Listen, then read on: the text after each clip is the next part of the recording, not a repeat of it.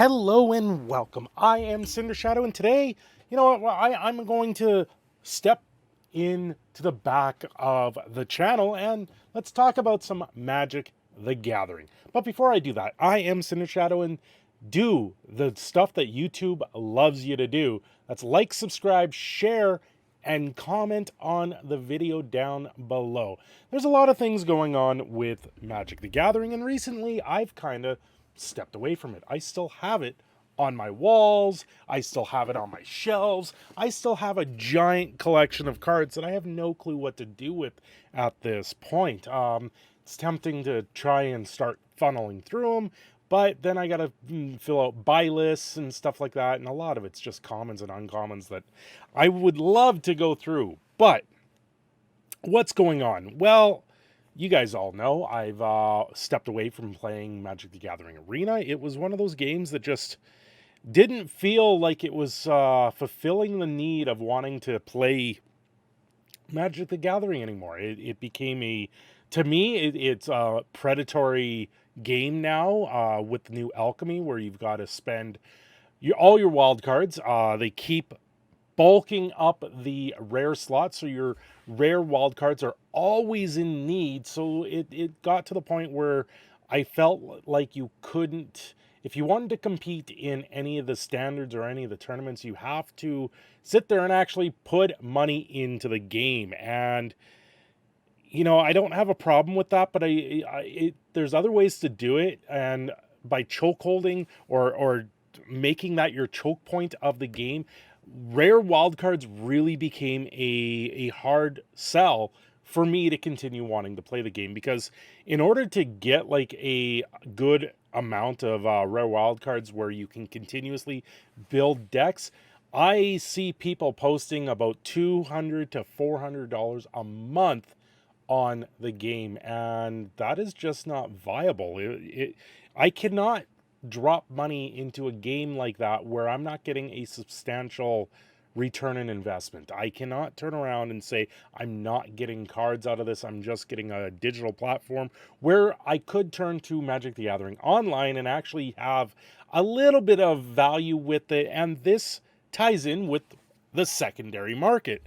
And if you don't have a healthy secondary market in a trading card game, meaning you have upswings and downs and all these things, and like with Magic the Gathering, we have the reserve list that's always going to climb. Like your house will always appreciate in value over time, and that's kind of what the reserve list does for Magic cards. They're a collectible item, and it just gains value over time, and why a lot of people strongly suggest that you always buy into the reserve list.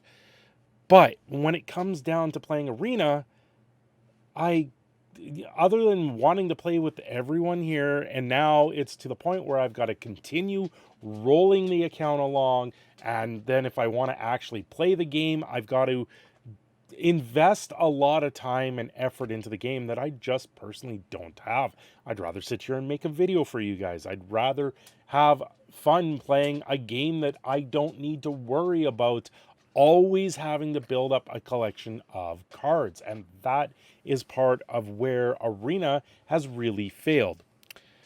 Recently, I know, I think it was Desolator Magic did a video on how to fix Magic. Well, first off, how to fix Arena is probably one of the things that needs to be addressed. I know MTG Goldfishes are starting to really rag on how the economy is broken, how people are unhappy with the way the game is building. And now with the Streets of New Capenna, it seems they are going back to paper first and then digital a week later. This is a big shift, and it's a welcome shift to the game. Paper needs to be the number one source of the game. And, the last 5 years, I think, has really been spurred along because of the pandemic and the virus that's out there in the world events. So that's where the digital asset really came into play. But then we've also got like failed attempts with Magic the Gathering Legends, which was their Diablo style version of Magic the Gathering, and that fell flat on its face. So a lot of what they're doing digitally doesn't seem to line up with the paper game. Also, recently they sold the rights for Magic the Gathering Online. They sold it to a third party to continue development and changes and to get that updated. Hopefully they update the UI and make it look better than a Windows 95 that has gone through your iPhone and then gets smashed by the Linux system. It's an abysmal method to try and play the game. And if you watch Magic Aids, he solely does Magic the Gathering Online for his deck lists and gameplay. And you got to think the guy's got an account that's massively huge. At some point, I would imagine he's going to sell out that account and just get rid of it. And it's going to be worth a lot. But at the same time, is it really worth that much? When you put in money into Magic the Gathering Online, things are worth about a tenth of what they are in the real life, and yet they cost the exact same to play. And that is where the digital is divided. And a lot of people talk about NFTs coming to Magic the Gathering and non-fungible tokens. Well, if you really want a non-fungible token, just play Magic the Gathering Online, because all your cards have some sort of digital value to them, even though they're not serialized. That's the only difference there. And NFTs have been around for a very long time. It's just they just put it on the blockchain instead. So now it's on a separate hard drive for the internet and not in a collection of cards. Well, MTGO also has been hit with hacks in the past where people's accounts get completely sold and decimated for money. So is there really that much difference when you think of it? Well, how do you fix Magic the Gathering at the current state? Well, the first thing I would say, I put this in a comment that I left on Desolator's video. The first thing I would say is every card that enters the game must go through standard, right? And a lot of you will sit there and go, well, what about Modern Masters? What about Modern Horizons, where cards push the limits a little bit? Well, we went through 25 years of a game where they never had to push those limits. Yes, cards did get pushed, Splinter Twin, but they went through standard. All cards went through the standard process. If it couldn't go through standard, then it didn't really get made or was put into a commander deck. And that is the difference here. A lot of the cards, like thinking of Commander in particular, was a format that was born out of the desperation of people wanting to get more value and use their older cards. Now we have Wizards of the Coast putting out a set for Commander Legends. They're putting out Commander decks, which are a great starting point, and I think is something definitely to continue in the future. However, the value keeps spiking on Commander decks, or not so much the value, but the price point of them, and that is part of the issue with it all. Wizards of the Coast keeps doing this value or price point first scenario and then applying the cards to it based off a X factor of how much value can we make this. Every time cards in the past were reprinted, the value would come down a little bit. So you'd have these dips and valleys, and it made it a sustainable value, a sustainable card game. And we went 25 years. We're now going to year 28. 25 years of a card game that was able to do these dips and valleys with no issues. Cards that went through standard would do its normal cycle, and then if sometime down the road they would get reprinted for standard, they would dip down. Namely, if you look at the ley lines, right? The ley lines that got reprinted fairly recently, they dipped down, and now I would say they're going to start steadily going up again until they get a reprint. But will they ever be reprinted in standard? And that is the biggest thing. If you're not reprinting for standard, then you're just putting it for other formats. Legacy, Vintage. Who can afford to play Legacy or Vintage without mortgaging their house? Like, if you're printing cards for those formats, you're not printing a healthy factor for the game. We went through 25 years of cards not doing that, and you only pushing the envelope a little bit on the standard cards, and then they moved through standard, and voila, a couple of them rise to the top and continue on down into modern, into pioneer, into legacy, into vintage, and then they moved along. And it always moved along at a snail's pace with these eternal formats. It always went slower. And now, in the last 2-3 years of Magic the Gathering, everything is not moving at that snail pace anymore. Everything is, you have to do it now, you have to beat expectations now, and you have to do it for the future. The problem is you're borrowing from tomorrow. And what do I mean by that? I mean, if you're making things so valuable and so pushed now, then where is the design space for tomorrow? Is that design space going to be gone now? Do we see anything that can be redesigned, that can be redone or remade, that now just falls flat on its face? This is the problem I have with Magic the Gathering currently. When I went on hiatus from the game, I originally went on hiatus because I felt there was too many sets at the time. And this is now the most I've ever seen in the history of the card game. Most, like almost 10% of all Magic cards have been printed in the last year. That statement alone should be worrisome.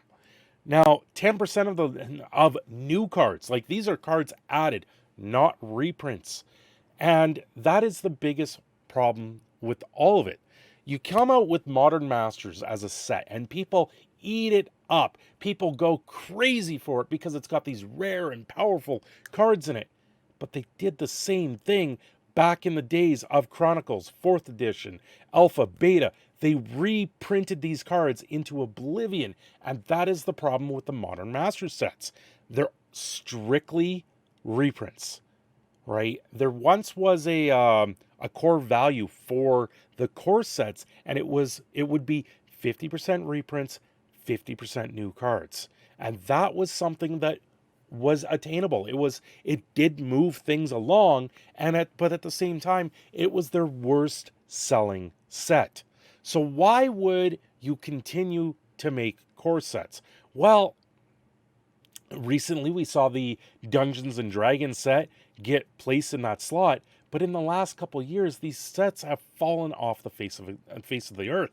They're not gaining value. They're being pushed out, even though the ideas and the spaces are there. So down the line, you will see the value come up in these sets, much like we saw Kaladesh. When Kaladesh went out of print, the value was kind of there, but it's slowly starting to incline quite a bit more. And this is the value and the way things continue to go on with Magic the Gathering. Now, a lot of people sit there and a lot of the investors are not happy with the current model because it's not pushing new cards. They're not pushing the limits. They're really underscaling cards, except they're also overscaled, and a lot of people are choosing to leave the game.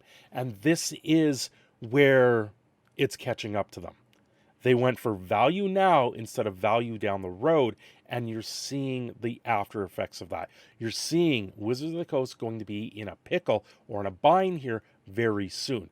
Yes, last year Wizards of the Coast announced that they sold almost $1 billion in product for Hasbro. But you got to remember the amount of product that they produced out there.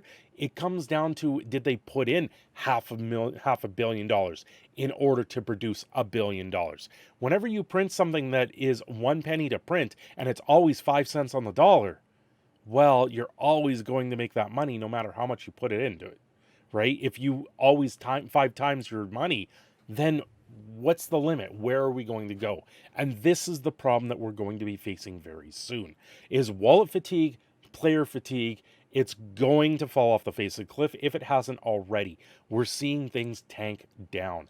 And I gotta say, if you want to fix this, I think Wizards of the Coast has to pull in the reins a little bit, pull it in for a few sets here for the next year or so, and really scale back what they're doing. Secret layers, whatever. You want to continue secret layers as long as secret layers are actually just reskin versions of cards. No one has an issue with it. If you make new cards like they did with The Walking Dead, and then they're not in the Magic the Gathering realm or lore or world, and you can only get them through the secret layer model, then people have a problem. That's that doesn't create a fear of missing out or this FOMO. That creates a scenario where you have to have these cards to compete with these decks, and that is where the mistakes are laid. I don't know. Going forward, hopefully they can fix standard. I think every new card should go through the standard meta.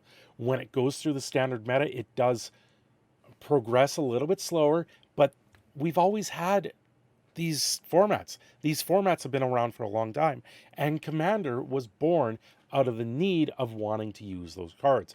People will find a way to use their cards and shouldn't have to always look forward to getting new prints out there. And that is where we're seeing the failings of Magic the Gathering and why things are not right for the game in its current day.